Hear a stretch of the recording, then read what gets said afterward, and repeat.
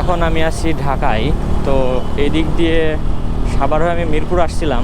মিরপুর আসার উদ্দেশ্য ছিল কিছু এক্সট্রা জামা কাপড় বেশি নিয়ে আসছিলাম, সেগুলো একটু হালকা করলাম। আর আমি আগে থেকে যেহেতু মিরপুরে থাকি, তো জিনিসগুলো আমি মিরপুরে রেখে দেন খাওয়া দাওয়া সেরে এখন রওনা দিলাম। এখন 12:51 বাজে।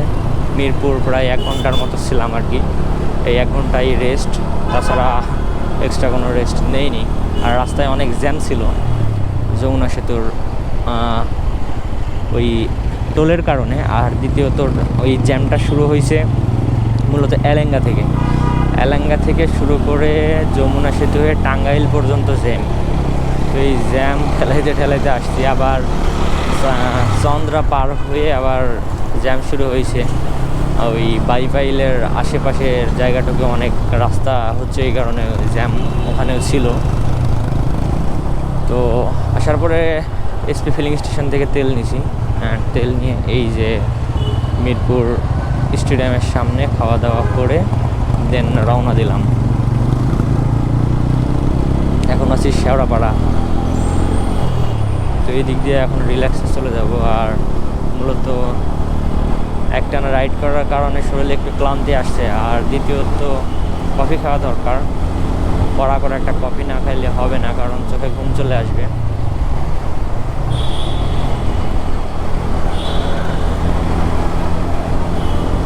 এখন এত রাত্রে তো কফির দোকান মনে হয় না পাবো।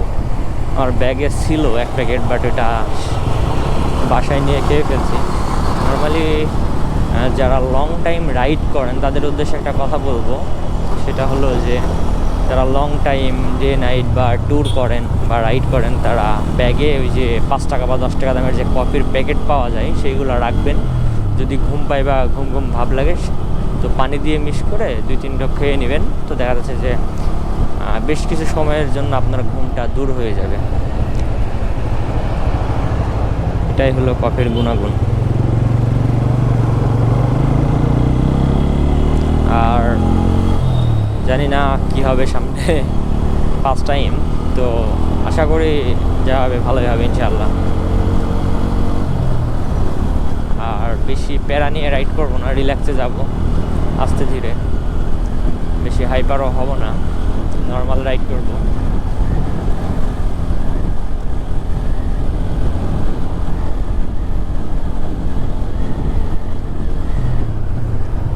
আমি আমার হেলমেটের যে গোপ্রোটা এটা খুলে রাখছিলাম বেশ কিছুক্ষণের জন্য। বেশ কিছুক্ষণ বলতে অনেকক্ষণই খুলে রাখছিলাম।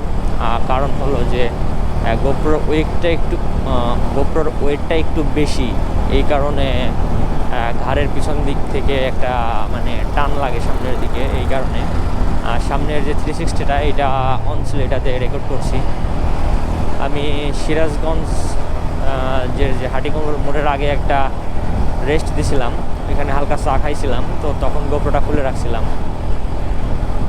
আর এই যে ঢাকায় এসে আবার গোপ্রোটা লাগাইলাম, কারণ লং টাইম রাইড করলে গোপ্রো হেলমেটের সাথে লাগানো থাকলে ঘাড়ে অনেক পেইন করে।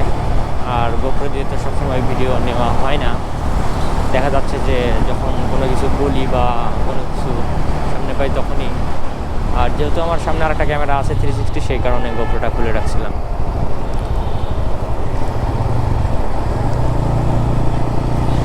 আর আরেকটা জিনিস হলো গোপ্রোর চাইতে আবার যে DJI ক্যামেরা যেটা আছে অ্যাকশন 4 বা 5 বা এখন 6 আসছে, ওইটা আবার একটু হালকা। আর গোপ্রোর ওয়েটটা একটু বেশি। যারা গোপ্রো ব্যবহার করেন তারা অবশ্যই জানেন।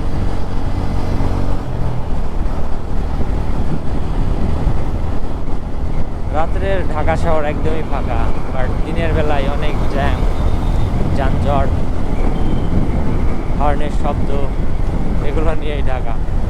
আর রাতের ঢাকা শুনশান, শান্ত, নীরব,